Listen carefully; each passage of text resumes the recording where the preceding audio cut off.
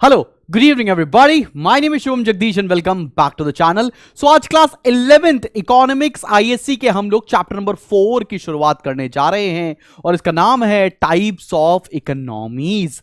अब before I begin मैं आपको बताना चाहता हूं कि अगर आपको हमारे साथ लाइव पढ़ना है हमारे बैचेस के अंदर तो आप फटाफट से जाकर एनरोल कर सकते हैं स्पार्टन्स फॉर क्लास 11 के कोर्स में। इसके अंदर 3 सब्जेक्ट्स अकाउंटेंसी, इकोनॉमिक्स और कॉमर्स मैं खुद पढ़ाने वाला हूं, लाइव पढ़ाने वाला हूं हर दिन शाम को 7 बजे से लेकर 8 बजे के बीच में।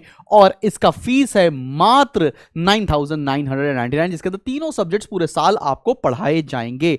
एंड चलिए शुरुआत करते हैं आज से इस पर्टिकुलर चैप्टर की। बहुत बड़ा चैप्टर है लेकिन आपको मजा आ जाएगा, वन शॉट में हम कंप्लीट करेंगे। अगर आपको ये पूरा हैंड रिटन नोट्स चाहिए, फ्री ऑफ कॉस्ट चाहिए, तो हमारी एप्लीकेशन को डाउनलोड करना पड़ेगा और उस एप्लीकेशन के फ्री स्टडी मटेरियल सेक्शन में मैंने ये नोट्स अपलोड कर दिए हैं। तो देर किस बात की है, जाओ और डाउनलोड कर सकते हो before I begin with this particular chapter. तो चलिए शुरू करते हैं। चलो बच्चा पार्टी, अब जरा देखते हैं टाइप्स ऑफ इकोनॉमीज होता क्या है। और उससे जानने से पहले ये इकोनॉमी है क्या, इकोनॉमी कहते किसको है साहिब, सुन सुन के परेशान हो रहे हैं। आओ जरा देखते हैं हमारी फ्रैंक बुक क्या कह रही है। The broad institutional framework within which economic transactions takes place, मतलब वो इंस्टीट्यूशनल फ्रेमवर्क जहां पर पैसों के ट्रांजैक्शन होते हैं उस चीज को हम लोग इकोनॉमी कहते हैं। मतलब वो कंट्री जिसके बीच में पैसों का लेन देन, पैसों से रिलेटेड ट्रांजैक्शंस हो रहे हैं, उस पूरी कंट्री को हम लोग इकोनॉमी कहेंगे। बात समझ में आ रही है आप सभी लोगों को। अब इकोनॉमी को ना कुछ क्लासिफिकेशन किया गया है, टाइप्स ऑफ इकोनॉमीज के बारे में हम पढ़ने जा रहे हैं। इकोनॉमीज का क्लासिफिकेशन 2 बेसिस के ऊपर किया गया है। पहला क्लासिफिकेशन है on the basis of development, मतलब कौन सा देश कितना ज्यादा डेवलप्ड है। तो on the basis of development 2 तरह की इकोनॉमीज का क्लासिफिकेशन किया गया है। एक है डेवलप्ड इकोनॉमीज और दूसरी है डेवलपिंग या अंडर डेवलप्ड इकोनॉमीज। तो डेवलपमेंट के बेसिस पर 2 पार्ट में क्लासिफाई किया गया है, वो कंट्रीज, वो इकोनॉमीज जो डेवलप्ड हैं और वो कंट्रीज जो डेवलपिंग फेज में हैं या अंडर डेवलप्ड हैं। And on the basis of nature of economic system, मतलब किस तरह का इकोनॉमिक सिस्टम हर एक इकोनॉमी फॉलो करती है। नेचर ऑफ इकोनॉमिक सिस्टम के बेसिस पर 3 पार्ट में क्लासिफिकेशन किया गया है। कैपिटलिस्ट इकोनॉमी जिसका मेन एम होता है प्रॉफिट कमाना, सोशलिस्ट इकोनॉमी जिसका मेन एम होता है सोशल वेलफेयर, और तीसरा मिक्स्ड इकोनॉमी जिसका मतलब है थोड़ा वेलफेयर और थोड़ा प्रॉफिट मेकिंग, मतलब दोनों चीज, blend of capitalist and socialist mixed economy हम कहते हैं। तो हमें समझ में आएगा डेवलपमेंट के बेसिस पर डेवलप्ड और developing economy, on the basis of economic system capitalistic economy, socialist economy और मिक्स्ड इकोनॉमी। तो चलो भाई अब बढ़ा जाए और यह पता लगाया जाए कि कौन सी इकोनॉमी डेवलप्ड कहलाती है, कौन सी अंडर डेवलप्ड कहलाती है। तो हमें कैसे पता चलेगा? तो यूएन ने कुछ क्लासिफिकेशन किया है, उसने बताया है कि डेवलप्ड इकोनॉमी कौन सी है और डेवलपिंग इकोनॉमी कौन सी है। तो वर्ल्ड बैंक ना, वर्ल्ड बैंक आप सभी लोग जानते होंगे, वर्ल्ड बैंक एक जर्नल पब्लिश करता है जिसका नाम है वर्ल्ड डेवलपमेंट इंडिकेटर्स। और यह जर्नल 2019 का क्या कहता है, इसने क्लासिफिकेशन किया कि कौन सी कंट्री डेवलप्ड होगी, कौन सी कंट्री डेवलपिंग होगी। ये किस तरह से क्लासिफिकेशन किया गया है? ये क्लासिफिकेशन किया गया है पर कैपिटा इनकम के बेसिस पर। पिछले चैप्टर में मैंने बताया आपको बेसिक कॉन्सेप्ट्स में कि पर कैपिटा इनकम क्या होती है, फिर बताता हूं। पर कैपिटा इनकम का मतलब होता है प्रत्येक व्यक्ति की इनकम के बेसिस के ऊपर हम ये डिसाइड करेंगे कि कौन सी इकोनॉमी डेवलपिंग है और कौन सी इकोनॉमी डेवलप्ड है। ठीक है ना? आओ जरा देखते हैं। इन्होंने क्लासिफिकेशन किया, पहला क्लासिफिकेशन बताया कि लो इनकम कंट्रीज कौन सी होती हैं। लो इनकम कंट्रीज वो कंट्रीज हैं जिसका gross national income per capita, मतलब प्रत्येक व्यक्ति की इनकम कितनी होनी चाहिए, $1025 और लेस, मतलब जिसकी सालाना आय, मतलब पूरे साल की इनकम $1025 और उससे कम की है, तो वो लो इनकम ग्रुप में आएंगे। ठीक है ना? मिडिल इनकम कंट्रीज कौन सी होती हैं? जिनकी पर कैपिटा इनकम होगी $1026 से लेकर $12,375 तक। यह कौन बता रहा है? वर्ल्ड बैंक एक जर्नल पब्लिश करता है। और इस बार जब वर्ल्ड बैंक इंडिकेटर्स पब्लिश हुआ 2019 में, तो 2019 के डेटा के हिसाब से हम बता रहे हैं। एक तो हो गया लो इनकम, एक हो गया मिडिल इनकम। लो इनकम क्या कहती है? जो $1025 से कम कमाते हैं, या और मिडिल इनकम कौन सी होती है? जो $1026 से लेकर $12,375 तक कमाते हैं पूरे साल में। अब तीसरी कैटेगरीज है हाई इनकम कंट्रीज। कौन सी हो गई?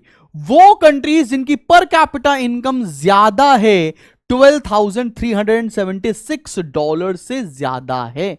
मतलब वो कंट्री जहां पर प्रत्येक व्यक्ति की इनकम 12,376 $12,376 से ज्यादा है, उसको हम लोग हाई इनकम कंट्रीज कहते हैं। यह वर्ल्ड बैंक की रिपोर्ट बता रही है।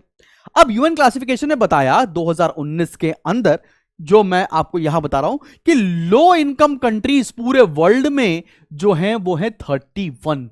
लो इनकम कंट्रीज पूरे दुनिया में कितनी हैं? 31 है। Over a period of time ये फॉल होती जा रही हैं। फिर मिडिल इनकम कंट्रीज पूरी दुनिया में कितनी है बेटा? 107 है मिडिल इनकम कंट्रीज। क्या ये बात भी समझ में आ गई तुमको?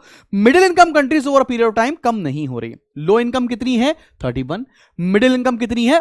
107। और हाई इनकम कंट्रीज पूरे वर्ल्ड में कितनी है? 80। ठीक है ना? 80 कंट्रीज ऐसी हैं जो हाई इनकम ग्रुप के अंदर आती है।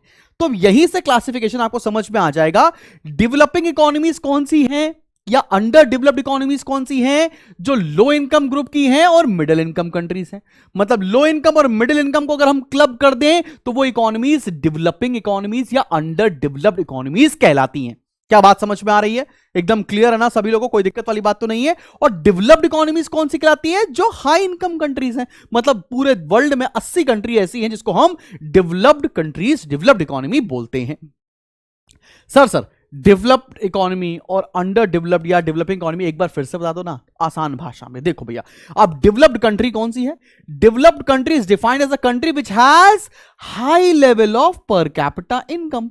जिस कंट्री में पर कैपिटा इनकम ज्यादा है उसको हम लोग डेवलप्ड इकोनॉमी बोलेंगे। डेवलपिंग इकोनॉमी का मतलब क्या होगा? जहां पर कैपिटा इनकम कम होगी। डेवलप्ड इकोनॉमी का एग्जांपल मैंने दे रखा है, यूएसए, कनाडा, ऑस्ट्रेलिया, जापान, इस तरह करके 80 कंट्रीज हैं। और डेवलपिंग कंट्री कौन सी हो गई? इंडिया, पाकिस्तान, बांग्लादेश, जितनी मैक्सिमम एशियन अफ्रीकन कंट्रीज हैं वो सब डेवलपिंग इकोनॉमी के हैं एग्जांपल्स। ठीक है ना बेटा जी? चलो भैया, अब हम कुछ कैरेक्टरिस्टिक्स देखते हैं। डेवलपिंग इकोनॉमी के कैरेक्टरिस्टिक्स क्या होते हैं और डेवलप्ड इकोनॉमी के कैरेक्टरिस्टिक्स क्या होती हैं। फिर आप लोगों का एक काम रहेगा कि आपको इनके बीच का डिफरेंस पता करना है। ठीक है ना? वो आप आराम से लिख सकते हैं, उनके कैरेक्टरिस्टिक्स के बीच पे आप डिफरेंस लिख सकते हैं, कोई दिक्कत वाली बात नहीं है। चलो भाई देखते हैं। जो डेवलपिंग इकोनॉमी होती है ना, उसका सबसे पहला है लो पर कैपिटा इनकम। मतलब वहां पर प्रत्येक व्यक्ति की आय बहुत कम होती है, पर व्यक्ति, पर पर्सन की इनकम बहुत कम होती है। दूसरा, वाइड स्प्रेड पावर्टी। उस देश में बहुत ज्यादा पावर्टी का प्रकोप होता है। मतलब बहुत सारे लोग ऐसे हैं जो भुखमरी में जीवन जी रहे हैं, पावर्टी रिडन पीपल हैं। तीसरी बात क्या है? Larger income inequalities. मतलब इस तरह की कंट्रीज में बहुत अमीर और गरीब के बीच में बहुत डिफरेंस होता है। अमीर अमीर होता है और गरीब गरीब होता है। तो मतलब इनकम डिस्पैरिटी इस तरह के देशों में बहुत ज्यादा पाई जाती है। फिर चौथा क्या लिखा है? Predominance of agriculture as a source of income and employment. जितनी भी डेवलपिंग इकोनॉमी होती है ना, उनका main source of income agriculture होता है। मतलब ज्यादातर जनता उस देश की एग्रीकल्चर पर निर्भर होती है। चौथा है high growth rate of population. इस तरह की कंट्रीज में बहुत तेजी से पॉपुलेशन ग्रोथ देखी जाती है। इंडिया एक परफेक्ट एग्जांपल है इसका, तुम्हें समझ में आ रहा होगा। फिर आगे बढ़ते हैं। लो लिटरेसी रेट। आधे से ज्यादा लोग या ज्यादातर लोग यहां पर अनएजुकेटेड हैं, लिटरेट ही नहीं है। फिर क्या है? इनएडिक्वेट हेल्थ फैसिलिटीज। इन तरह की कंट्रीज में हेल्थ फैसिलिटीज अच्छी नहीं होती है। लो स्टैंडर्ड ऑफ लिविंग होती है, मतलब लोग कंफर्टेबल तरीके से नहीं जी रहे हैं इन तरह की कंट्रीज के अंदर। And high rate of unemployment, और यहां पर लोगों के पास रोजगार का साधन नहीं होता है। यह है कैरेक्टरिस्टिक्स ऑफ डेवलपिंग इकोनॉमी। तुम कोई भी 5 से 6 प्रिपेयर कर सकते हो। वैसे 5 प्रिपेयर कर लिया तुम्हारे लिए काम बन जाएगा। मेरे हिसाब से मैंने आपको बहुत सारी कैरेक्टरिस्टिक्स बता दी हैं डेवलपिंग इकोनॉमी की। आओ जरा देखते हैं डेवलप्ड इकोनॉमी कौन सी होती, उनकी क्या क्या कैरेक्टरिस्टिक्स हैं। सबसे पहली बात यह है कि वहां पर हाई पर कैपिटा इनकम होती है, मतलब प्रत्येक व्यक्ति की इनकम ज्यादा होती है। इस तरह के देशों में हाई स्टैंडर्ड ऑफ लिविंग होता है, मतलब ये लोग अच्छी तरीके से साफ सुथरी जगह पर रह रहे होते हैं, इनका स्टैंडर्ड ऑफ लिविंग काफी बढ़िया होता है। तीसरा है लो इंसिडेंस ऑफ पॉवर्टी। इस तरह के देश में पॉवर्टी बहुत कम होती है, भुखमरी बहुत कम है। फिर क्या लिखा है? Narrow income inequalities. इसका मतलब यहां पर अमीर और गरीब के बीच में फासला बहुत ज्यादा नहीं होता है डेवलप्ड इकोनॉमी जैसे देशों के अंदर। लो ग्रोथ रेट ऑफ पॉपुलेशन, यहां पर पॉपुलेशन बहुत तेजी से नहीं बढ़ती है। और last, low level of unemployment, यहां पर ज्यादातर लोगों के पास रोजगार का साधन होता है और बहुत कम ही लोग ऐसे होते हैं जो बेरोजगार होते हैं। अब तुम्हें करना क्या है, अब तुम्हें इसका डिफरेंस लिखकर दिखाना है। एक तरफ लिखना है डेवलपिंग इकोनॉमी, दूसरा developed economy, and on the basis of characteristics आप आराम से इसका डिफरेंस लिखकर मुझे जरूर दिखाइएगा। मैं जगह छोड़ दे रहा हूं और आप इसी पीपीटी का अगर चाहें तो प्रिंट आउट निकालकर आप इसमें फिल कर सकते हैं। चलो बेटा जी, अब हम बढ़ने जा रहे हैं टाइप्स ऑफ इकोनॉमिक सिस्टम के बेसिस पर। मैंने बता दिया ना, डेवलपमेंट के बेसिस पर आपने डेवलप्ड इकोनॉमी क्या होती है, डेवलपिंग इकोनॉमी क्या होती है, ये तुम्हें पता चल गया। अब देखते हैं टाइप्स ऑफ इकोनॉमिक सिस्टम कौन कौन से हैं। आओ जरा देखते हैं इकोनॉमिक सिस्टम क्या है। An economic system is defined as sum total of devices and institutions through which economic choices are made and scarce resources are used for the purpose of satisfying various human wants। मतलब वो system जो एक country में follow होता है जिससे लोग production करते हैं, जिससे लोग सर्विसेज को प्रोड्यूस करते हैं, सो दैट सारे ह्यूमन की वांट्स को सेटिस्फाई किया जा सके। हर कंट्री में अलग अलग इकोनॉमिक सिस्टम फॉलो होता है। तो चलिए पहला इकोनॉमिक सिस्टम की तरफ बढ़ते हैं। कैपिटलिज्म या कैपिटलिस्ट इकोनॉमी की तरफ हम बढ़ने जा रहे हैं। कैपिटलिस्ट इकोनॉमी क्या होती है? यूएसए सबसे बड़ा एग्जांपल है इस चीज का। हांगकांग, सिंगापुर, जितनी भी डेवलप्ड कंट्रीज हैं मैक्सिमम कैपिटलिस्ट इकोनॉमी है। कैपिटलिस्ट इकोनॉमी क्या कहती है? कैपिटलिस्ट इकोनॉमी का मेन एम होता है कि हमको प्रॉफिट कमाना है, हमको पैसा कमाना है। हमारे लिए समाज सुधार, समाज सोशल वेलफेयर की कोई स्कोप नहीं है। हमारा मेन एम है कि हमें पैसा बनाना है, हमें प्रॉफिट बनाना है। आओ जरा देखते हैं कैपिटलिस्ट इकोनॉमी क्या होगी। It is an economy in which productive resources are owned by private individuals. मतलब इस तरह की इकोनॉमिक सिस्टम में जो रिसोर्सेज हैं वो प्राइवेट इंडिविजुअल ओन करता है। प्राइवेट इंडिविजुअल जैसे हम और तुम, ठीक है, हम जमीन खरीद सकते हैं, हम मशीनरीज खरीद सकते हैं, हम फैक्ट्रीज लगा सकते हैं। मतलब सारे रिसोर्सेज हम चाहें तो हम खुद ओन कर सकते हैं। सोशलिस्ट में ऐसा नहीं होता, वहां पे सब कुछ गवर्नमेंट ओन करती है। लेकिन कैपिटलिस्ट इकोनॉमी में हम चाहें तो घर खरीद लें, हम चाहें तो कोई भी रिसोर्स खरीद लें, हमारे सारे रिसोर्सेज के ऊपर हमारा हक है, हम चाहें तो कुछ भी बाय कर सकते हैं। ठीक है ना? और उन रिसोर्सेज को इस्तेमाल करके हम जैसे मर्जी चाहें प्रॉफिट कमा सकते हैं। ठीक है ना? कैपिटलिस्ट इकोनॉमी की तुमको धीरे धीरे बातें समझ में आ रही है। इन this type of economy the state intervention is minimum.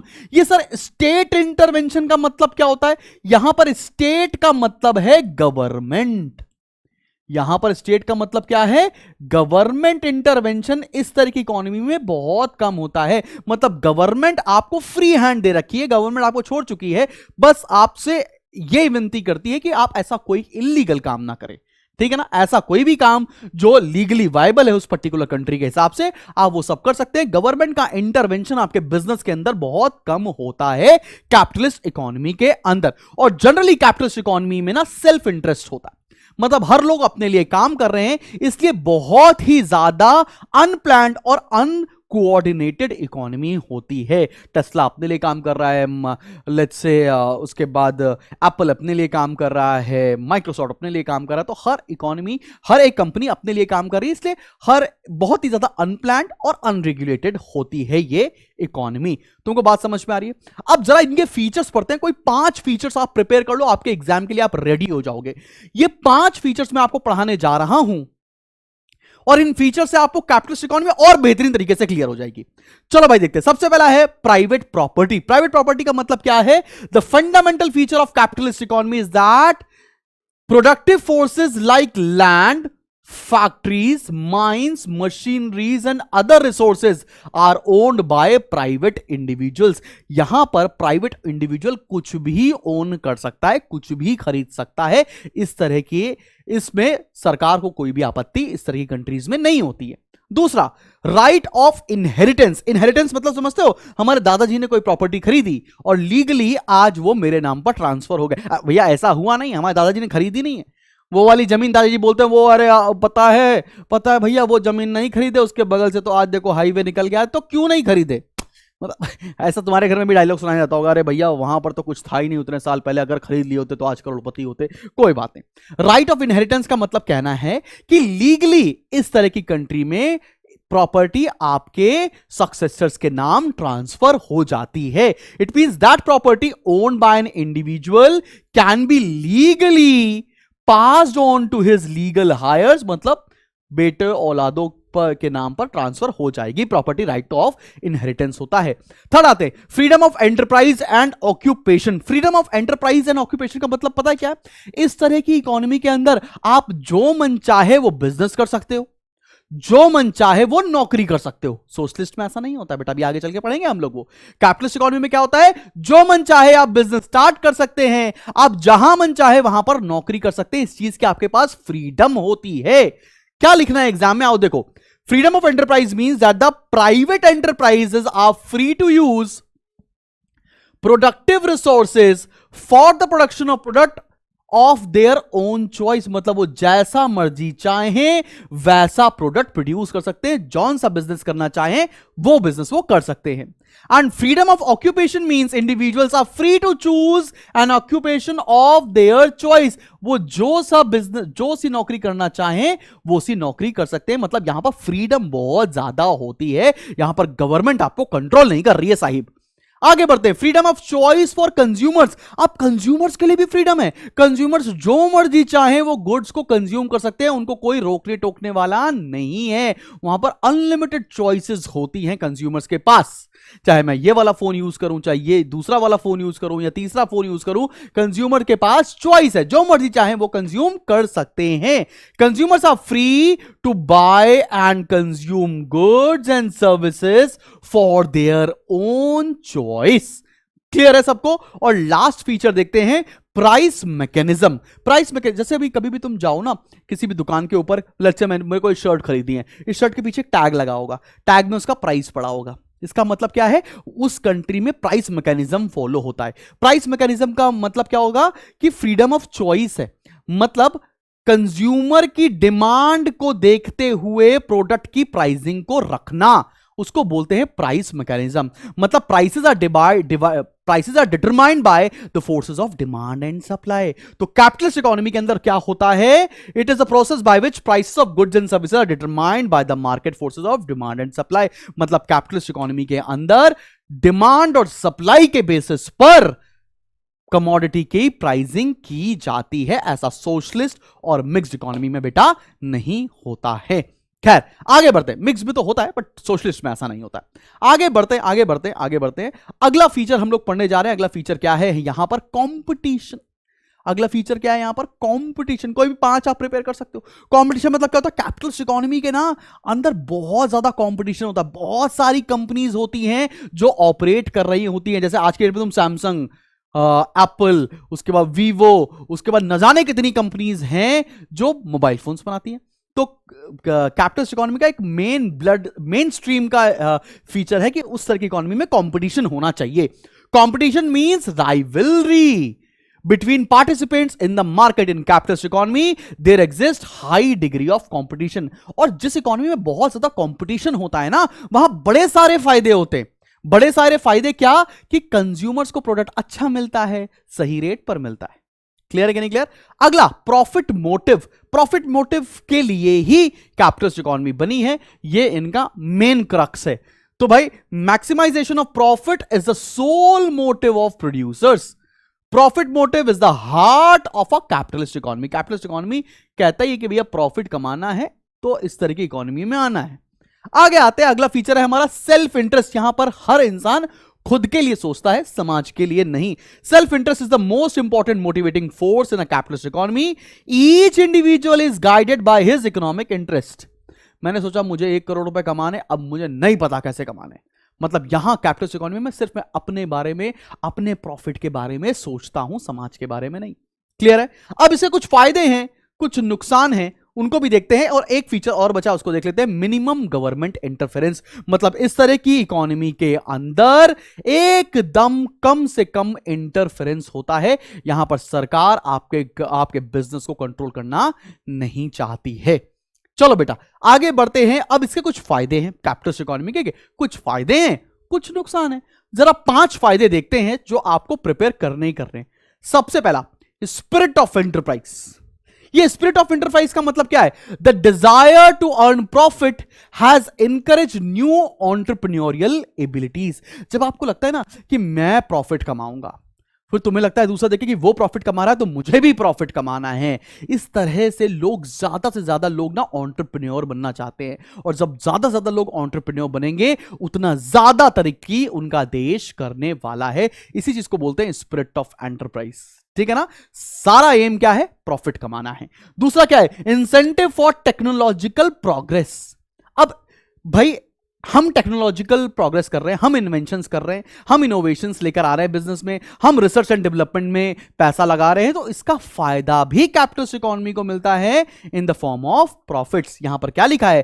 Competition has encourage producers to invent new and improve technique of production and new and improved products. ऐसा नया प्रोडक्ट लेकर आएंगे, नई टेक्नोलॉजी लेकर आएंगे तो ज्यादा प्रॉफिट कमा सकते हैं। टेक्नोलॉजिकल प्रोग्रेस का इंसेंटिव क्या है? प्रॉफिट कमाना है। क्लियर है कि नहीं क्लियर? आगे अगला मेरिट देखते हैं, एफिशिएंट यूज ऑफ रिसोर्सेस। भाई देखो, कैपिटलिस्ट इकोनॉमी के अंदर ना बिल्कुल भी वेस्टेज ऑफ रिसोर्सेज नहीं होता है, बिकॉज हर एक कंपनी को कम से कम कॉस्ट में ज्यादा से ज्यादा आउटपुट प्रोड्यूस करने हैं, कम से कम कॉस्ट में ज्यादा से ज्यादा आउटपुट प्रोड्यूस करने हैं, इसलिए वो रिसोर्सेज को इफेक्टिवली इस्तेमाल करते हैं। मैंने क्या लिखा है? In capitalist economy producers are under constant pressure to maximise efficiency of resources and to keep cost to minimum. Cost को मिनिमम रखना है और एफिशिएंसी को मैक्सिमम करना है, इसलिए रिसोर्सेज को पूरी तरह से इस्तेमाल करना मजबूरी हो जाती है कैपिटलिस्ट इकोनॉमी में। Incentive for capital formation. अब इंसेंटिव फॉर कैपिटल फॉर्मेशन का मतलब क्या है? मैं ज्यादा प्रॉफिट कमाऊंगा तो मैं ज्यादा पैसे इन्वेस्ट करूंगा, मैं ज्यादा ग्रो करूंगा। ठीक है ना? ये इंसेंटिव मिलता है कैपिटलिस्ट इकोनॉमी के अंदर। In a capitalist economy the desire to earn profit provides motive for higher investment. अगर अब ये बोल दिया, सरकार बोलेगी कि नहीं नहीं भैया, जितने भी बिजनेस कर रहे हैं उनको प्रॉफिट कमाने को नहीं मिलेगा, तो कोई करेगा बिजनेस? नहीं ना। तो यहां पर इंसेंटिव है कि मैं ज्यादा प्रॉफिट कमाऊंगा, मैं ज्यादा कैपिटल बनाऊंगा अपनी, मैं ज्यादा अमीर बनूंगा, मैं ज्यादा इन्वेस्टमेंट करूंगा। तो ये एक बहुत बड़ा मेरिट होता है कैपिटलिस्ट इकोनॉमी का। फिर लास्ट है new consumer goods. New consumer goods का मतलब क्या है? The desire to earn profits has motivated the producers to produce new variety of goods. अब तुम देखो ना, बहुत साल पहले ना माइक्रोवेव नहीं हुआ करते थे, लेकिन अब देखो माइक्रोवेव है, आजकल वो प्रोडक्ट भी तो आ गया, एयर फ्रायर्स आ गए। तो मतलब कंपनीज जो कॉर्पोरेट्स है वो नई नई टेक्नोलॉजी, नए नए प्रोडक्ट्स लेकर आते जा रहे हैं सो दैट वो ज्यादा प्रॉफिट कमा सके। ज्यादा प्रॉफिट कैसे कमाएंगे? जब ज्यादा प्रोडक्ट बनाएंगे, कंज्यूमर को ज्यादा प्रोडक्ट की आदत डलवाएंगे, और तब वो ज्यादा ग्रो कर सकते हैं। ये तो मैंने कुछ 5 फायदे बता दिए। आओ जरा कुछ डीमेरिट भी देख लेते हैं। कोई भी 5 डीमेरिट आप प्रिपेयर कर सकते हो फॉर कैपिटलिस्टिक इकोनॉमी। चैप्टर बहुत बड़ा है, तो आराम आराम से ये वीडियो देखो भाई, ठीक है ना? एकदम आराम आराम से। और मैं तो बताऊं, साथ साथ नोट्स बनाते चलो तो it will be cherry on the cake. चलो भैया, पहला नुकसान देखते हैं कैपिटलिस्ट इकोनॉमी का क्या होता है। सबसे पहला है inequalities of income and wealth. Inequalities of income and wealth मतलब क्या है? जिस देश में कैपिटलिज्म होता है, जिस देश में कैपिटलिस्ट इकोनॉमी जैसी चीजें होती हैं, वहां पर अमीर अमीर होता है और गरीब गरीब होता है। मतलब इन दोनों के बीच में दूरी बहुत ज्यादा होती है। The major shortcoming of the capitalist economy is that it has led to large disparities in the distribution of income and wealth. अमीर और गरीब के बीच में बहुत ज्यादा डिफरेंस हो जाता है। फिर क्लास स्ट्रगल। क्लास स्ट्रगल मतलब समझते हो आज के डेट में, भैया हमें गाड़ी लेनी तो मर्सिडीज लेनी है, BMW लेनी है, हमें बंगला लेना है तो बड़ा सा लेना है। तो मतलब कैपिटलिस्ट इकोनॉमी ने पूरी सोसाइटी को ना 2 पार्ट में डिवाइड कर दिया, रिच और पुअर। ठीक है ना? बात समझ में आ रही है? एक लोग रिच हैं और दूसरे लोग पुअर हैं। कैपिटलिस्ट इकोनॉमी ने किया है, पूरी सोसाइटी को डिवाइड कर दिया है 2 ग्रुप के अंदर। ये एक नेगेटिविटी है। Class struggle is a direct consequence of inequalities. Capitalist society has been divided into 2 groups, mainly the capitalist and the workers. एक तो कैपिटलिस्ट हैं, बिजनेसमैन है, और दूसरे वर्कर्स हैं, नौकर हैं। मतलब 2 पार्ट में डिवाइड किया है, कुछ लोग रिच हैं और कुछ लोग पुअर हैं। सिंपल बात समझ में आ रही है बेटा जी? और क्या नुकसान है कैपिटलिस्ट इकोनॉमी के? अगला पॉइंट देखो, इकोनॉमिक इनस्टेबिलिटी। इनस्टेबिलिटी का मतलब क्या होता है? कभी इस तरह की इकोनॉमी के अंदर ज्यादा प्रोडक्शन हो जाएगा, कभी कम प्रोडक्शन होगा, कभी इन्फ्लेशन जैसी सिचुएशन आ जाएगी, कभी बूम जैसी सिचुएशन आएगी, कभी डिप्रेशन आ जाएगा। तो कभी भी एक जैसी स्टेबिलिटी इस तरह की इकोनॉमी के अंदर नहीं रहती है। मतलब there is always a possibility of over production and under production. कभी कभी इकोनॉमी ज्यादा गुड्स प्रोड्यूस कर देगी, कभी कभी कम गुड्स प्रोड्यूस करेगी, कभी कभी बूम हो जाएगा, कभी कभी डिप्रेशन हो जाएगा। ये बिजनेस साइकिल्स होते हैं। बूम मतलब ग्रोथ, डिप्रेशन मतलब एकदम सब कुछ खराब हो गया। फिर तीसरा, इन्फ्लेशन या अनएम्प्लॉयमेंट। इन्फ्लेशन मतलब बहुत ज्यादा तेजी से प्राइसेस बढ़ रहे हैं या लोग बेरोजगार हो गए। तो इकोनॉमिक इंस्टेबिलिटी हमेशा बनी रहती है इन अ कैपिटलिस्टिक इकोनॉमी। तो एक सच बात बताऊं, पूरी दुनिया ही आज की डेट में कैपिटलिस्टिक इकोनॉमी है या और सोशलिस्ट इकोनॉमी भी है। मतलब पूरी दुनिया ही आज की डेट में ना मिक्स इकोनॉमी हो चुकी है, तुमको पता है। लेकिन अभी पढ़ना है तो पढ़ना है, बिकॉज आपको अलग अलग करके पढ़ना है। कोई भी ऐसा देश नहीं है जो सिर्फ कैपिटलिस्टिक फॉलो करता हो, सिर्फ सोशलिस्ट फॉलो करता हो। मैक्सिमम सारी कंट्रीज आज की डेट में मिक्स्ड इकोनॉमी फॉलो करती है। मतलब वो कैपिटलिस्टिक के भी कुछ फीचर्स अपनाते हैं और सोशलिस्ट के भी। आगे बढ़ते हैं, miss allocation of resources. Miss allocation of resources का मतलब क्या है? अब लेट्स से तुम एक बिजनेस करते हो। अब तुम बिजनेस कर रहे हो, तुम गुड्स एंड सर्विसेज किसके लिए प्रोड्यूस करोगे? जो उसको पैसा, जो खरीद सकते होंगे, जिनके पास पैसा होगा। मतलब तुम रिच सेक्शन के लिए सामान बनाओगे। तो इसका मतलब जो रिसोर्सेज से हम सारे सोसाइटी के लिए सामान बना सकते थे, अब उस रिसोर्सेज से सिर्फ और सिर्फ हम उनके लिए प्रोडक्ट बनाएंगे जो उनको खरीदने की सामर्थ्य रखते हो, जिनके पास एक्चुअल में परचेजिंग पावर है। तो यह होता है मिस एलोकेशन ऑफ रिसोर्सेज। आओ जरा देखते हैं एग्जाम में क्या लिखना है। The capitalist economy, in capitalist economy rich people have more purchasing power. हमको पता है कैपिटलिस्ट इकोनॉमी में रिच, जो अमीर लोग हैं, उनके पास ज्यादा परचेजिंग पावर होती है। Therefore, resources are used for production of luxuries and comforts. इसलिए जो बिजनेसमैन हैं वो ज्यादा लग्जूरियस प्रोडक्ट्स बनाते हैं, ज्यादा कंफर्ट ओरिएंटेड प्रोडक्ट्स बनाते हैं, रादर देन नेसेसरी प्रोडक्ट्स के।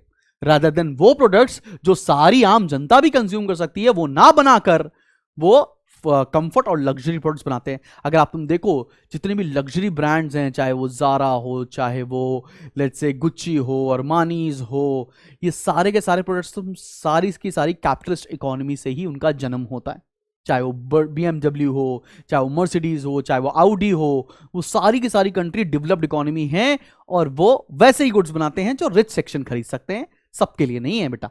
आगे बढ़ते हैं, waste of capitalistic production. Waste of capitalistic production का मतलब क्या होता है? The capital system of production is responsible for various types of products, various types of waste. पहला, plant capacity remains under utilised. अब अगर मैंने ये सोच लिया है कि मैं सिर्फ लग्जूरियस प्रोडक्ट्स ही बनाऊंगा, मेरे पास एक फैक्ट्री है, मेरे पास मशीनरी है, उसमें बहुत सारे प्रोडक्ट्स बन सकते थे, लेकिन मैंने सब नहीं बनाए। मैंने क्या बनाए? सिर्फ लग्जरी प्रोडक्ट्स। मतलब मेरी जो मशीनरी है वो अंडर यूटिलाइज्ड है।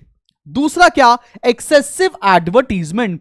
आप देखो तो कंपनीज आजकल बहुत ज्यादा एडवर्टीजमेंट करती हैं और बहुत ज्यादा सेल्स को पुश करती हैं, और एडवर्टीजमेंट से होता है खर्चा, खर्चे से बढ़ती है कॉस्ट, और अल्टीमेटली वो कॉस्ट बियर कौन करता है? वो कॉस्ट बियर करता है कंज्यूमर। तीसरा टाइप ऑफ वेस्ट है कंज्यूमर गुड्स वेस्ट। इतना ज्यादा गुड्स बनने लगे हैं आज के डेट में, अगर मोबाइल फोन खराब हो जाए ना तो कोई रिपेयर नहीं कराता, फेंक देता है, वेस्ट हो जाता है। कार्स यूज नहीं हो रही, वेस्ट हो रही। तो ये तरह के वेस्ट ऑफ कैपिटलिस्ट प्रोडक्शन मैंने आपको इस पर्टिकुलर पॉइंट के अंदर बताया है। कुछ और पॉइंट्स देख लेते हैं हम लोग जल्दी से जल्दी for demerits of capitalist economy. आओ जरा देखते हैं, इमर्जेंस ऑफ मोनोपोली पावर। अब होता क्या? मोनोपोली पावर मतलब क्या? एक छत्र राज करने वाली कंपनीज, कुछ इतनी बड़ी बड़ी कंपनीज बन जाती हैं कैपिटलिस्ट इकोनॉमी के अंदर कि वो कंज्यूमर्स को ही एक्सप्लॉइट करने लगती हैं। जैसे आज की डेट में देखो, कोका कोला, पेप्सी इतनी बड़ी कंपनी बन गई है कि सॉफ्ट ड्रिंक इंडस्ट्री के अंदर कोई और ब्रांड रहा ही नहीं, ठीक है ना, और जो मर्जी चाहे उस मर्जी प्राइस पर ये अपने प्रोडक्ट्स को सेल करती हैं। तो पेपर में क्या लिखना है आपको? A few giant firms control production in most of the industries, they exploit consumers by charging high prices. अगला पॉइंट क्या है? neglect of social welfare. भाई देखो, production is undertaken to maximise profit. यहां पर कैपिटलिस्ट इकोनॉमी में लोग production क्यों कर रहे हैं? क्योंकि maximisation of profit is the main goal. Therefore goal of maximisation of social welfare is neglected. इसलिए समाज का वेलफेयर करने वाला जो गोल होता है, समाज के लिए भी कुछ कर जाने वाला जो गोल होता है, वो ऑफन नेग्लेक्ट कर दिया जाता है। आगे बढ़ते भैया, डोमिनेशन ऑफ इकोनॉमिक वैल्यूज। अब देखो कैपिटलिस्ट इकोनॉमी ने क्या बोला ना, capitalist economy system has promoted materialism. Materialism मतलब सामान, हमको कार चाहिए, हमको लेट्स से घर चाहिए, हमको एरोप्लेन चाहिए। मतलब आज की डेट में सेटिस्फैक्शन, आज की डेट में सक्सेस आपकी मेजर की जाती है आपकी मटेरियलिस्टिक कमोडिटीज से। It has given more emphasis on self interest rather than social interest. आपको अब यह लगने लगा कि खुशी का साधन ही, मेरे पास आईपैड है तो मुझे खुशी है, मेरे पास आईफोन है तो मुझे खुशी है। ये किसने बताया? ये कैपिटलिस्ट इकोनॉमी ने आपके अंदर सीड इन किया हुआ है। तो चलो भैया, यहां तक खत्म होता है कैपिटलिस्ट इकोनॉमी। अब बढ़ते हैं हम लोग सोशलिज्म के ऊपर। चलिए बेटा जी, अब हम लोग बढ़ते हैं अगली इकोनॉमी की तरफ, और अगली इकोनॉमी है हमारी सोशलिज्म या सोशलिस्ट इकोनॉमी। यहां पर मेन ऑब्जेक्टिव पैसा कमाना नहीं है, कैपिटलिस्ट इकोनॉमी जैसी नहीं है ये इकोनॉमी। यहां पर मेन ऑब्जेक्टिव है समाज का वेलफेयर, सोशल वेलफेयर के लिए यहां पर काम होता है। साथ में मैं तुमको एक बात बताना चाहता हूं कि सोशलिस्ट इकोनॉमी के अंदर कोई भी प्राइवेट सेक्टर नहीं होता है, सब कुछ गवर्न किया जाता है by state. State when I mean to say by government, सब कुछ यहां पर कंट्रोल करता है गवर्नमेंट। सारे बिजनेसेस, पूरी इकोनॉमी को सरकार चलाती है। आइए जरा देखते हैं कि एग्जाम में क्या लिखकर आएंगे व्हेन आपकी टीचर पूछेगी कि सोशलिस्ट इकोनॉमी क्या होती है। चलो बेटा, it is an economic system in which means of production are owned by the entire society and operated by the public authority. Public authority मतलब सरकार, according to a general economic plans for the benefit of entire community. यहां पर profit के लिए कोई भी काम नहीं किया जाता है, यहां पर मेन ऑब्जेक्टिव है सोशल वेलफेयर। क्या बात समझ में आ रही है? आइए जरा देखते हैं इसकी कैरेक्टरिस्टिक्स क्या कहती हैं। मैं तुम्हें एक सजेशन दे रहा हूं आपके अपने एग्जाम के लिए। आप कैरेक्टरिस्टिक्स हो गए, आपके एडवांटेजेस, डिसएडवांटेज, मिनिमम 5 जरूर प्रिपेयर करिएगा।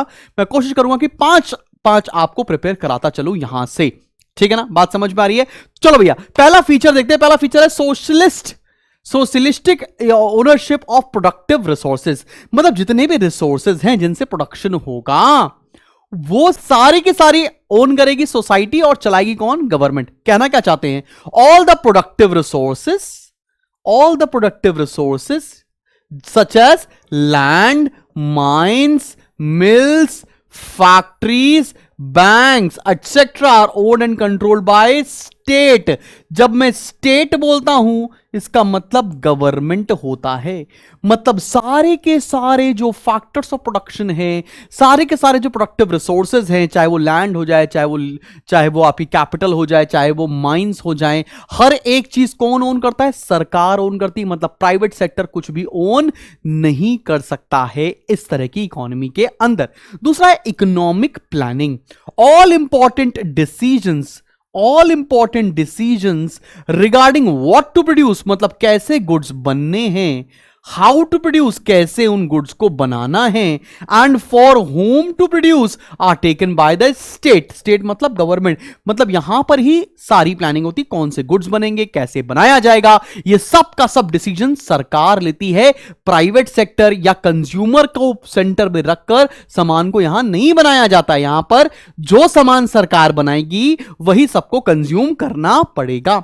तीसरी कैरेक्टरिस्टिक्स, और बहुत इंपॉर्टेंट कैरेक्टरिस्टिक्स के बीच पे आ रहे हैं हम लोग, social welfare as a motivating force. यहां जैसे कैपिटलिस्ट इकोनॉमी में ना profit was the motivating force, लेकिन सोशलिस्ट इकोनॉमी में social welfare is the motivating force. तो यहां पे क्या लिखेंगे? A socialist economy seeks to maximise the interest and welfare of the entire society. यहां पर किसी एक इंडिविजुअल के लिए काम नहीं किया जाता है, यहां पर पूरी सोसाइटी को मद्देनजर रखते हुए काम को किया जाता है। तीसरी, इकोनॉमिक इक्वालिटीज। जैसे हमने पढ़ा था ना कैपिटलिस्ट इकोनॉमी के अंदर इनकम डिस्पैरिटी बहुत ज्यादा थी। मतलब अमीर अमीर था, गरीब गरीब था, इन दोनों के बीच में बहुत दूरियां थी। लेकिन सोशलिस्ट इकोनॉमी में ऐसा नहीं होता है। यहां पर ऑलमोस्ट सबके पास सेम लेवल ऑफ इनकम होती है, बिकॉज सरकारी नौकरी ही सब लोग यहां पर करते हैं। Socialist economy aims at providing equal opportunities to all. It aims at introducing equity in distribution of income and wealth. Equity in distribution of income and wealth का मतलब क्या होता है?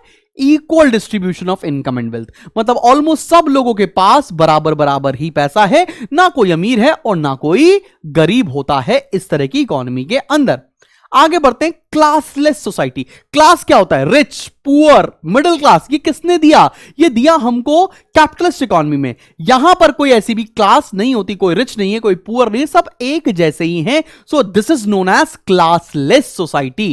Classless, class distinction do not exist in socialist economy. This means there is no scope of economic exploitation in a socialist economy. मतलब कोई अमीर नहीं है, कोई गरीब नहीं है, कोई भी इकोनॉमिक एक्सप्लॉयटेशन इस तरह की इकोनॉमी में नहीं एग्जिस्ट करता है। अगला, एलिमिनेशन ऑफ कंपटीशन। यहां पर सरकार ही जब बिजनेस कर रही है तो कंपटीशन का कोई स्कोप ही नहीं है। जैसे हमारे इंडिया में टाटा, रिलायंस, महिंद्रा, ये सारे कॉम्पिटिटर्स हैं, लेकिन सोशलिस्ट इकोनॉमी के अंदर कोई भी कॉम्पिटिटर होता ही नहीं, क्योंकि सबका सब कुछ गवर्नमेंट ही चलाती है, गवर्नमेंट ही यहां पर माई बाप है। It is economy the government has monopoly of production of all types of goods.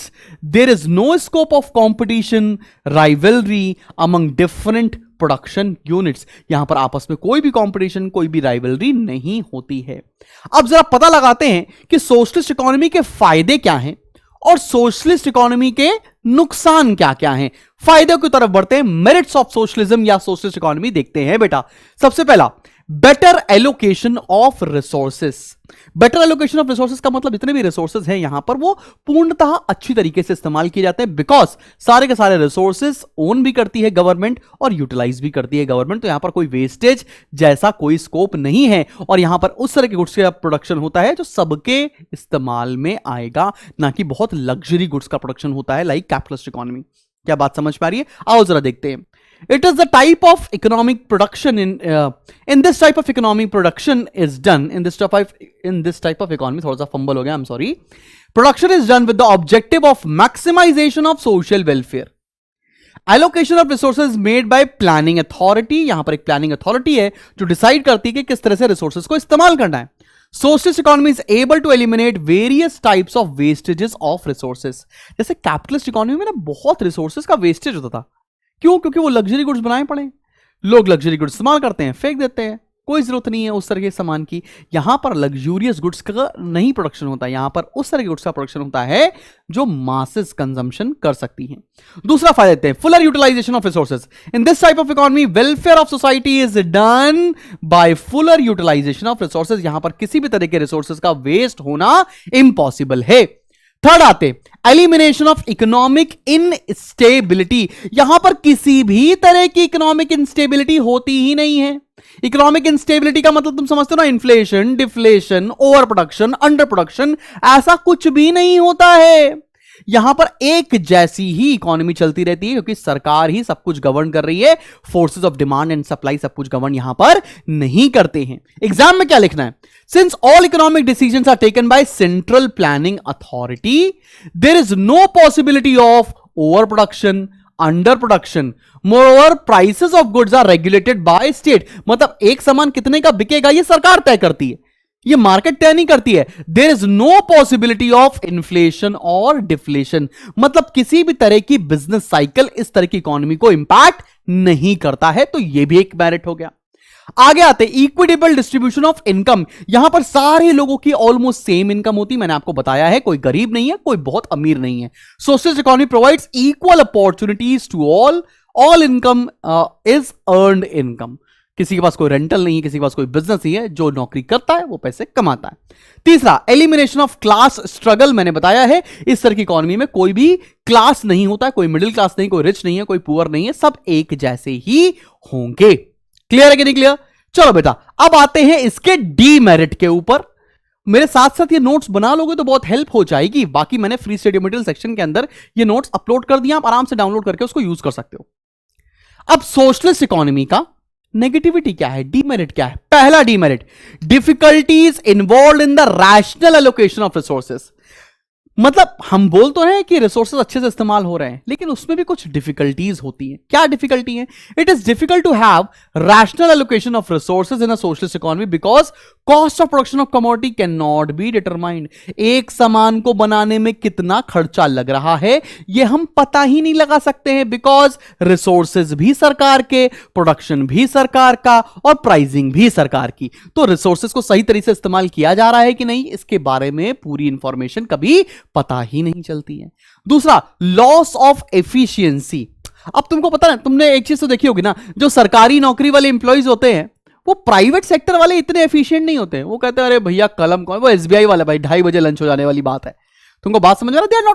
They are not that efficient, ठीक है ना। तो लॉस क्यों हो, एफिशिएंसी क्यों लेकर आए? कोई एफिशिएंसी लाने का कोई स्कोप ही नहीं, बिकॉज क्योंकि भैया इंसेंटिव ही नहीं है, कोई प्रॉफिट ही नहीं है, कुछ और आपको पैसा एक्स्ट्रा मिल ही नहीं सकता है, तो इसलिए लॉस ऑफ एफिशिएंसी होता है। एग्जाम में क्या लिख कर आएंगे आप जरा देखिए, there is lack of incentive system to motivate people to work hard and improve their efficiency. यहां पर कोई भी इंसेंटिव होता ही नहीं है। कोई ज्यादा काम करे तो क्यों करे, क्यों? किसी के पास कोई इंसेंटिव नहीं है, सबकी सैलरी बराबर है, सब सरकारी नौकर हैं।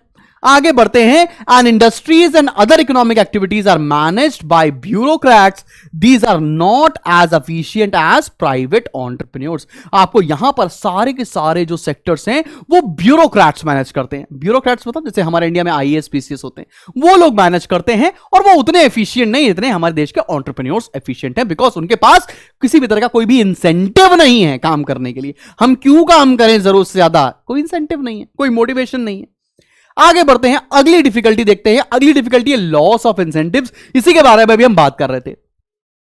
Workers are government servants, their jobs are protected whether they work efficiently और इनएफिशिएंटली। कैसे भी काम करें, नौकरी तो फिक्स है मालिक, काय को टेंशन लेना, काय को इतना परेशान होना। फिर देखो, लॉस ऑफ कंज्यूमर सॉवरेनिटी। भाई कैपिटलिस्ट इकोनॉमी में ना consumer is the king, consumer के हिसाब से सामान बनता है, लेकिन सोशलिस्ट में ऐसा नहीं होता है। सोशलिस्ट में सरकार सामान बनाएगी, कस्टमर को खरीदना है तो खरीदे, नहीं खरीदना है तो नहीं खरीदे। मतलब customer is not the king here. तो यहां पे क्या लिखेंगे, the consumer is no longer the king in socialist economy. Production is no longer guided by preferences of consumers. Consumer की प्रेफरेंस के हिसाब से कोई भी सामान नहीं बनाया जाता है। थर्ड आते हैं, लॉस ऑफ फ्रीडम। यहां पर कोई फ्रीडम नहीं होती है, ना फ्रीडम टू वर्क होता है, मतलब कोई भी इंप्लॉई कहीं पर जाके काम नहीं कर सकता, ना फ्रीडम टू चूज होता है, मतलब आप कोई भी प्रोडक्ट खरीद नहीं सकते हैं, ठीक है ना, आपकी कोई चॉइसेस नहीं है। तो क्या लिखेंगे, there is no private enterprise in a socialist economy, the freedom of occupation is absent, consumers do not enjoy choice in real sense. Consumers के पास ना तो चॉइस है, ना ही किसी तरह की फ्रीडम है। तो हम लोगों ने आज अभी तक पढ़ा है सोशलिस्ट इकोनॉमी क्या होती है, उसके फीचर्स क्या हैं, उसके मेरिट्स क्या हैं और उसके डीमेरिट्स क्या हैं। चलिए अब बढ़ते हैं आगे। चलो भाई, अब आपके ऊपर एक काम दे रहा हूं कि मैंने स्पेस छोड़ रखा है, इसी स्पेस के ऊपर आप डिफरेंस बिटवीन कैपिटलिस्ट और सोशलिस्ट इकोनॉमी दिखाएंगे, लिखकर दिखाएंगे। कोई भी 5 point will be acceptable. Tabular format में जिसमें आप एक तरफ बेसिस लिखेंगे, एक तरफ लिखेंगे कैपिटलिस्ट इकोनॉमी और दूसरी तरफ लिखेंगे सोशलिस्ट इकोनॉमी, और 6 डिफरेंस कोई भी अपने मन चाहे लिखकर जरूर दिखाएंगे। That's a homework for you, because मैंने आपको कैपिटलिस्ट इकोनॉमी क्या होती है वो भी पढ़ा दिया और सोशलिस्ट इकोनॉमी क्या होती है वो भी कंप्लीट करा दिया है। चलो बेटा, अब तीसरी टाइप ऑफ इकोनॉमी की तरफ बढ़ने जा रहे हैं जिसका नाम है मिक्स्ड इकोनॉमी, मिली जुली इकोनॉमी। अच्छा, कई बच्चे मुझसे पूछते हैं कि सर कैपिटलिस्ट का आपने एग्जांपल दिया था यूएसए, हांगकांग, यूके, सोशलिस्ट का एग्जांपल क्या? सोशलिस्ट का एग्जांपल है रशिया, ठीक है ना। मिक्स्ड इकोनॉमी का एग्जांपल क्या है? मिक्स्ड इकोनॉमी का एग्जांपल है इंडिया। वैसे आज की डेट में रियलिटी में बताऊं तो किसी भी एक इकोनॉमी के अंदर कोई भी सेक्लूडेड इकोनॉमी नहीं है, मतलब कोई भी कंट्री आज की डेट में ना केवल कैपिटलिस्ट है ना केवल सोशलिस्ट है। लगभग हर कंट्री हमारे देश के, हमारे वर्ल्ड की, हमारे अर्थ के ऊपर सबके सब मिक्स्ड इकोनॉमी ही है, मेजॉरिटी। बात समझ में आ रही है? कोई दिक्कत वाली बात तो नहीं। मैं नॉर्थ कोरिया की बात नहीं कर रहा हूं, नॉर्थ कोरिया सोशलिस्ट है, ठीक है। खैर आगे बढ़ते हैं। चलो भैया, हम मिक्स्ड इकोनॉमी के बारे में बात कर रहे हैं। अब मिक्स्ड इकोनॉमी क्या होता है? मिक्स्ड इकोनॉमी के अंदर ना दोनों इकोनॉमी के एडवांटेजेस एक साथ क्लब होते हैं। वो इकोनॉमी जहां पर प्राइवेट सेक्टर भी होता है और पब्लिक सेक्टर भी होता है, साथ साथ दोनों लोग काम करते हैं। चलो देखते हैं। It is an economy which combines the elements of both capitalist and the socialist economies. मतलब मिक्स इकोनॉमी के अंदर कैपिटलिस्ट के भी एडवांटेजेस हैं और सोशलिस्ट के भी एडवांटेजेस हैं। फटाफट से इसके फीचर्स निपटा देते हैं बेटा। पहला फीचर, को existence of public and private sector. जैसे हमारे देश में देखो ना, पब्लिक सेक्टर भी है, सरकारी संस्थाएं भी हैं, जैसे रेलवेज हो गया, और हमारे यहां प्राइवेट सेक्टर भी, जैसे टाटा हो गया, रिलायंस हो गया। मतलब दोनों लोग, प्राइवेट और पब्लिक सेक्टर दोनों साथ में को एग्जिस्ट करते हैं एक ही कंट्री के अंदर। तो इन this type of economy both public sector which is operated by government and private sector exist together। मैंने यहां पर एग्जांपल भी दे रखा है। इंडिया के अंदर railways is done by government and Tata बाकी सारे कोई प्राइवेट बिजनेसेस करते हैं। दूसरा, को existence of capitalistic and socialistic features.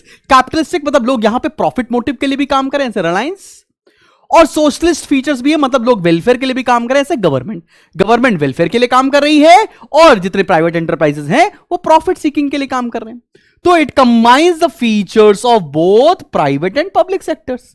Public sector और प्राइवेट सेक्टर दोनों के फीचर्स यहां पर कंबाइंड होते हैं, ठीक है ना। अब दोनों के फीचर्स कंबाइंड होते हैं तो हमको पता है ना कि प्राइवेट सेक्टर के सोशलिस्ट इकोनॉमी के क्या फीचर्स हैं, कैपिटलिस्ट के क्या फीचर्स हैं। दोनों इकोनॉमी के यहां पर फीचर्स को कंबाइन किया जाता है। तीसरी बात आते हैं, economic planning. Economic planning is essential to promote economic development to ensure smooth systematic operation.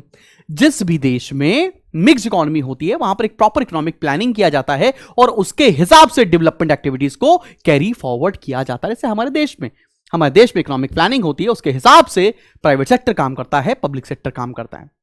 फिर आते हैं अगले पे, regulation and control of the private sector. ऐसा नहीं कि हमारे देश में प्राइवेट सेक्टर के ऊपर कोई लगाम नहीं है, कोई रेगुलेशंस नहीं है।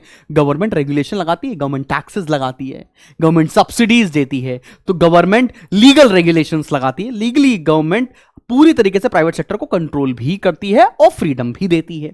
मतलब the government plays an important role in the mixed economic system by regulating the private sector. अब रेगुलेटिंग कैसे होती है प्राइवेट सेक्टर को? टैक्सेशन लगाकर, सब्सिडीज देकर, इन सारी चीजों से। आते हैं promotion of social welfare. The government makes efforts to promote welfare of the entire community. कैसे गवर्नमेंट एंटायर कम्युनिटी के लिए वेलफेयर प्रमोट करती है? हॉस्पिटल्स बनाती है, स्कूल्स बनाती है, सरकारी हॉस्पिटल, सरकारी स्कूल्स जिनकी हालत कैसी है तुम्हें पता है, लेकिन अब ये सारी बातें थोड़ी ना करनी, सरकार बना तो रही है ना यार, इस्तेमाल तो हो रहा है। प्रमोशन ऑफ सोशल वेलफेयर इस तरह से होता है। चलो इससे कुछ फायदे देख लेते हैं। Merits of mixed economic system क्या है, आइए जरा देखते हैं। सबसे पहले proper allocation of resources. Mixed economy के अंदर सबसे अच्छी तरीके से रिसोर्सेस का इस्तेमाल होता है बिकॉज यहां पर इकोनॉमिक प्लानिंग पहले से की जाती है। Economic planning ensures that economic resources of an economy are utilised in the best possible way. पहले से प्लानिंग कर लेते हैं कि कैसे हमको रिसोर्सेज को इस्तेमाल करना है, इसलिए बेस्ट तरीके से रिसोर्सेज को इस्तेमाल किया जाता है अंडर मिक्स्ड इकोनॉमिक सिस्टम। दूसरा, economic stability. In a mixed economic system ensures economic stability. It tries to avoid ups and downs in the economy through planning and regulation. हाँ, मिक्स्ड इकोनॉमी के अंदर chances होते हैं कि economy ज्यादा stable रहेगी, बहुत अप्स और डाउन्स नहीं देखने को मिलते हैं बिकॉज यहां पर प्राइवेट सेक्टर भी काम कर रहा है, साथ में गवर्नमेंट भी काम कर रहा है। मतलब रूल्स एंड रेगुलेशंस भी पूरी तरह से फॉलो होते हैं, गवर्नमेंट लगाम कस के रखती है प्राइवेट सेक्टर की, तो बहुत अप्स एंड डाउन्स यहां पर देखने को नहीं मिलते हैं जहां पर मिक्स्ड इकोनॉमी सिस्टम होता है। Third, advantages of market system. Market system मतलब कैपिटलिस्टिक इकोनॉमी वाले एडवांटेजेस यहां पे मिलते हैं। जैसे क्या, कोई भी बंदा कोई भी बिजनेस कर सकता है, कोई भी कंज्यूमर किसी का भी प्रोडक्ट कंज्यूम कर सकता है, कोई भी बंदा किसी के लिए भी काम कर सकता है, ठीक है ना। प्रॉपर्टी आप इनहेरिट कर सकते हैं अपने एंसेस्टर्स से। तो ये सारे के सारे एडवांटेजेस मिलते हैं आपको मार्केट इकोनॉमी, कैपिटलिस्ट इकोनॉमी के अंडर मिक्स्ड इकोनॉमी। तो यहां पे लिखा है अ mixed economy has all the advantages of market economy. Market economy को क्या बोलते हैं? Capitalistic economy, like private property, inheritance etcetera. अगले पे आते हैं, रैपिड इकोनॉमिक डेवलपमेंट। जिस भी देश के अंदर मिक्स्ड इकोनॉमी फॉलो किया जाता है उस देश की इकोनॉमी तेजी से डेवलप करती है बिकॉज सरकार भी काम कर रही है और प्राइवेट सेक्टर्स भी काम कर रहे हैं, तो बहुत तेजी से उस देश की तरक्की होना मुमकिन हो जाता है। अ mixed economic system uses a combined resources and energies of private and public sector to promote economic development। ठीक है ना बेटा जी, सिंपल सी बात है। चलो आगे देखते हैं, check on concentration of economic power. कई बार यह देखा गया ना, जिस भी कंट्री में कैपिटलिस्टिक इकोनॉमी होती है उस कंट्री में ना मोनोपोली हो जाती है। जैसे आज की डेट पे देखो, कंप्यूटर इंडस्ट्रीज में माइक्रोसॉफ्ट की मोनोपोली है, ठीक है ना। मोबाइल फोन्स में एप्पल की मोनोपोली है, कार्स में मेजॉरिटी टेस्ला की मोनोपोली है, व्हेन आई से इलेक्ट्रॉनिक व्हीकल्स। तो सिमिलरली इस तरह से लोगों की प्राइवेट सेक्टर की मोनोपोली ना बने, इसलिए मिक्स्ड इकोनॉमी में गवर्नमेंट उस पर रेगुलर चेक रखती है। Monopolistic control of industries and their exploited tendencies are curbed मतलब reduce under mixed type of economy. At the same time inequality of income is kept under check by the government. तो mixed economy के अंदर socialist के भी तो फायदे हैं, मतलब किसी को मोनोपोली बनने से रोकना और साथ में इनकम डिस्ट्रीब्यूशन, जो इनकम इनइक्वालिटी है उसको भी कम से कम करते चले जाना। तो ये कुछ मिक्स्ड इकोनॉमी के एडवांटेजेस हैं जिसको मैंने डिस्कस किया है। अब आगे बढ़ते हैं demerits of mixed economic system. कुछ नुकसान भी तो होंगे, फायदे हैं तो कुछ नुकसान भी होंगे। नुकसान क्या क्या है आओ जरा देखो। सबसे पहला, conflict between public and private sector. Government और प्राइवेट सेक्टर के बीच में कॉन्फ्लिक्ट होना। भाई देखो, कई बार ऐसा होता है कि गवर्नमेंट के अगेंस्ट जाकर लोग काम करने लगते हैं। सरकार कहता है कि नहीं भैया लोगों के लिए काम करो, प्राइवेट सेक्टर कहते हैं कि नहीं हम तो सिर्फ प्राइवेट प्रॉफिट के लिए करने वाले। तो इससे क्या होता है, सरकार और प्राइवेट सेक्टर के बीच में कोलिजन होते हैं, बिटरनेस आती है और नॉन कोऑपरेशन जैसी चीजें आती हैं that may take place between private and public sector. Public और प्राइवेट सेक्टर के बीच में अनबन हो सकती है बिकॉज दोनों लोग साथ में ही एग्जिस्ट करते हैं एक ही इकोनॉमी के अंदर। दूसरा, short lived nature. Mix economy ना बहुत लंबे समय तक सरवाइव नहीं कर सकती है किसी भी कंट्री के अंदर। क्यों? अगर ज्यादा प्राइवेट सेक्टर ग्रो हो गया तो वो ऑटोमेटिकली कैपिटलिस्ट इकोनॉमी बन जाएगी, और ज्यादा पब्लिक सेक्टर अगर ग्रो हो गया तो वो ऑटोमेटिकली सोशलिस्ट इकोनॉमी बन जाएगी। तो मैंने यहां लिखा है, अ mixed type of economy may not continue for a long time. If public sector expands more than private sector, it will become socialist economy, and if private sector expands more than public sector, it will become capitalist economy। ठीक है ना बेटा जी? चलो भैया चलो और देखते हैं इसके डिसएडवांटेज क्या है। Inefficient operation. इनएफिशिएंट ऑपरेशन कैसे होगा आओ जरा देखो। There is a danger of a mixed economy operating in an inefficient manner. Private sector may not be able to function due to excessive control। भैया इनएफिशिएंट मैनर में कैसे काम करेंगे? यहां पर प्राइवेट और पब्लिक मतलब प्राइवेट लोग और सरकारी संस्थाएं, गवर्नमेंट, दोनों साथ साथ एग्जिस्ट करती हैं। गवर्नमेंट कई बार प्राइवेट सेक्टर के ऊपर लगाम रखने के लिए टैक्सेशन सिस्टम लागू करती है, जिससे प्राइवेट सेक्टर चिढ़ जाता है और प्राइवेट सेक्टर अच्छे से काम नहीं करता। जिससे आज की डेट में हमारे देश में कंडीशन है कि सरकार ने इतना टैक्स बढ़ा दिया है कि प्राइवेट इंडिविजुअल्स काम करने को तैयार नहीं। उल्टा भी हो सकता है, whereas public sector may not work due to lack of initiative। तुमने देखा होगा कई बार कि बिल्कुल लेस इनिशिएटिव होता है पब्लिक सेक्टर एम्प्लॉइज के अंदर। जो सरकारी बाबू होते हैं, जो सरकारी लोग होते हैं, वो कहते हैं कि हम क्यों काम करें, हमारी तो सैलरी उतनी है, हमें तो कुछ और मिलना नहीं है, काय को काम करे इतना, क्यों इतनी एफिशिएंसी दिखाएं। तो यहां पर कहीं ना कहीं इनएफिशिएंट ऑपरेशन हो जाता है between private and public sector. आगे देखते हैं, poor performance of the public sectors in a mixed economy. Public sector has a record of poor performance.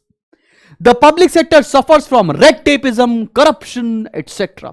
Public से जहां भी देखा गया मिक्स्ड इकोनॉमी के अंदर ना, पब्लिक सेक्टर कामिच नहीं करता। काय को? करप्शन, रेड टेपिज्म, फेवरिज्म, इसकी वजह से लोग काम ही नहीं करते। ठीक है ना? आगे बढ़ते हैं, excessive regulations. In this economy, government may like to regulate private sector by imposing licensing and taxation system।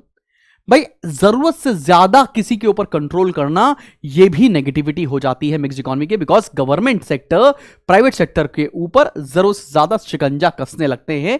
कैसे? टैक्स लगाकर, लाइसेंसेस लगाकर, डिफिकल्टी ऑफ डूइंग बिजनेस करके। तो क्या आपको यहां तक सब कुछ समझ में आ गया है? आई होप आपको कैपिटलिस्ट, सोशलिस्ट और मिक्स इकोनॉमी अब तीनों अच्छे से समझ में आ गई होंगी। तो चलिए बढ़ते हैं आगे। चलो बेटा जी, अब हम बढ़ने जा रहे हैं अदर टाइप ऑफ इकोनॉमीज के ऊपर। सोशलिस्ट, मिक्स्ड और कैपिटलिस्ट के अलावा कौन सी इकोनॉमीज होती हैं भाई? आओ जरा जानते हैं।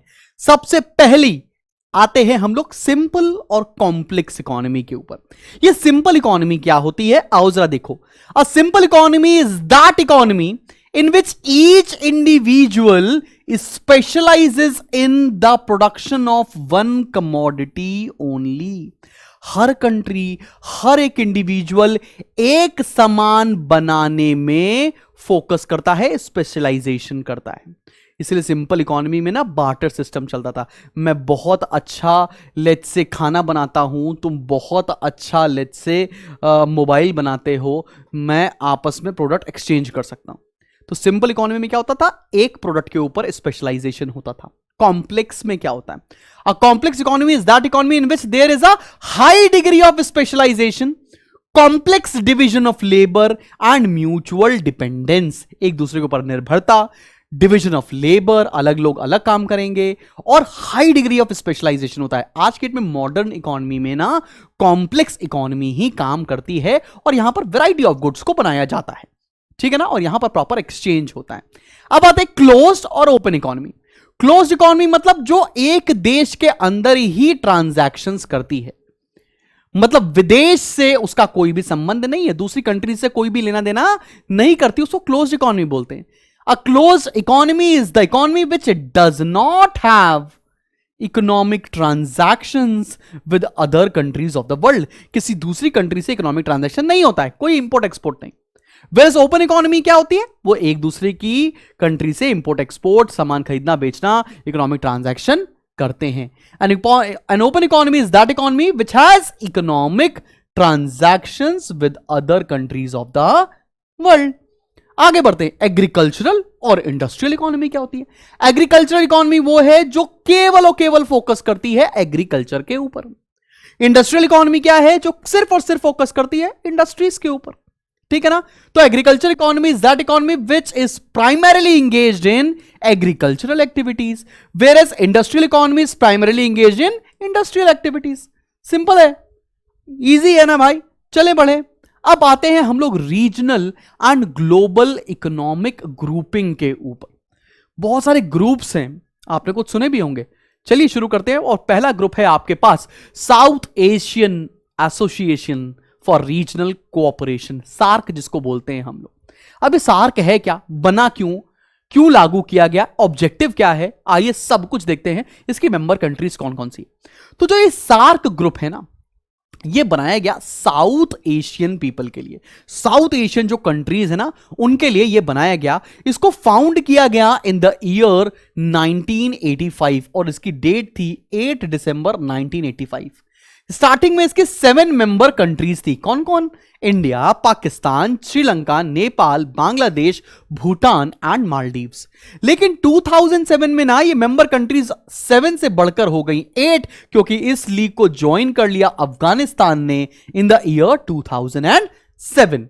सार्क अब है क्या, सार्क सारे नेशंस को मिला लें तो अर्थ का 3% ऑफ एरिया होता है, और 21% of world population in 8 countries के अंदर आती हैं। यह बनाया क्यों गया, यह बनाया क्या गया, क्योंकि इससे कुछ इकोनॉमिक ऑब्जेक्टिव्स थे। पहला ऑब्जेक्टिव क्या था, to promote welfare of the people of South Asia and improve quality of life. जो लोग साउथ एशिया में रह रहे हैं उनका वेलफेयर किया जा सके, उनका क्वालिटी ऑफ लाइफ, उनका स्टैंडर्ड ऑफ लिविंग को बढ़ाया जा सके। दूसरा ऑब्जेक्टिव था to accelerate economic growth, social progress and cultural development. Economic growth को तेजी से किया सके, कल्चरल डेवलपमेंट किया जा सके, और सोशल प्रोग्रेस की जा सके। और लास्ट था to promote self reliance among countries of South Asia. South Asian जो कंट्रीज थी, जो 8 की 8 मैंने बताई हैं, उनके बीच में सेल्फ रिलायंस हो जाए। सेल्फ रिलायंस मतलब आत्मनिर्भरता हो जाए, हर कंट्री अपने आप में सक्षम बन जाए, दूसरी कंट्री पर कम से कम निर्भर होना पड़े। यह था हमारा सार्क, और मुझे लगता है यहां तक तुमको सब कुछ समझ में आया होगा। चलो बढ़ते हैं अब इसके आगे। चलो भाई अब बढ़ते हैं आगे, और अगला एसोसिएशन देखने जा रहे हैं। इसे बोलते हैं हम Asian association of south east Nations, south east Asian nations. इसके लिए इसको हम लोग एशियन बोलते हैं। अब ये क्या बला है सर, सार्क तो पढ़ लिया, ये एशियन क्या होता है। तो it is a regional intergovernmental organisation, मतलब एक देश की गवर्नमेंट का दूसरी देश की गवर्नमेंट के बीच के रिलेशनशिप के बारे में बात कर रहे हैं। सबसे बड़ी बात यह है कि इट वॉज स्टैब्लिश इन 1967, बहुत साल पहले, ठीक है ना, बाय 5 फाउंडिंग मेंबर्स। इसके 5 मेंबर्स थे। कौन कौन? Indonesia, Malaysia, Philippines, Thailand and Singapore. इसके अंदर 5 कंट्रीज थी। फिर बाद में एक कंट्री बढ़ गई, इट्स मेंबर इंक्रीज टू 10, एक नहीं 5 और बढ़ गई, with joining of ब्रूने, Vietnam, Laos, Cambodia and Myanmar. इसमें इंडिया पार्ट नहीं है, ठीक है ना, बात समझ में रही? ये साउथ ईस्ट एशियन नेशंस हैं, ठीक है ना। It comprises of 8.8% of world's population, पूरे दुनिया की 8.8% पॉपुलेशन एशियन का हिस्सा है। And ASEAN was establish to promote regional economic, political, social and cultural cooperation among member countries. इन सारी कंट्रीज के बीच में regional, cultural, political, social cooperation बना रहे, इसलिए एशियन की स्थापना की गई थी, association of south east Asian nations. इसके अंदर स्टार्टिंग में 5 मेंबर्स थे और अब है इसके अंदर 10 मेंबर्स। 1967 में इसको ढूंढा या इसको बनाया गया था। आगे बात करते हैं यूरोपियन यूनियन, जो कि सबसे फेमस और सबसे स्ट्रॉन्ग यूनियन है। ईयू इसको बोलते हैं। यूरोपियन यूनियन क्या है? यूरोपियन यूनियन में 27 कंट्रीज हैं, 27 कंट्रीज इसका पार्ट हैं। It is political and economic union. Political भी है और इकोनॉमिक, मतलब समझ लो पॉलिटिक्स भी कनेक्टेड है इन सारी कंट्रीज की और पैसा तो कनेक्टेड है ही। Of 27 member countries primarily located in Europe. ये वो यूरोपियन कंट्रीज है, ये यूरोप के जितनी कंट्रीज है ना, 27 मेंबर कंट्रीज, इनको मिलाकर यूरोपियन यूनियन बनाया गया है। The combined population of member countries comprises of 7% of world's population। मतलब यूरोपियन यूनियन में 7% पूरी दुनिया की पॉपुलेशन रहती है। European unions focus is on economic and social development, energy, environment, energy के ऊपर, एनवायरमेंट के ऊपर, ट्रेड के ऊपर, टूरिज्म के ऊपर, इकोलॉजिकल एंड सोशल सिक्योरिटी के ऊपर इनका फोकस है। यूरोपियन यूनियन के अंदर लगभग सारे ही देश डेवलप्ड कंट्री हैं और इनके ये जो यूरोपियन यूनियन है, इनका फोकस इन तरह की चीजों के ऊपर है, जैसे कि इकोनॉमिक एंड सोशल डेवलपमेंट करना, सिक्योरिटीज क्रिएट करना, सोशल सिक्योरिटी होना चाहिए, एनवायरमेंट के लिए बात करना चाहिए, टूरिज्म के लिए फोकस है। आगे बढ़ते हैं, अब बात करते हैं G8 के बारे में। ये ग्रुप ऑफ 8 क्या है? ये group of 8 strongest and industrialise countries of the world है, सबसे स्ट्रॉन्ग कंट्रीज, ठीक है ना। आओ उसमें देखते हैं। A group of leading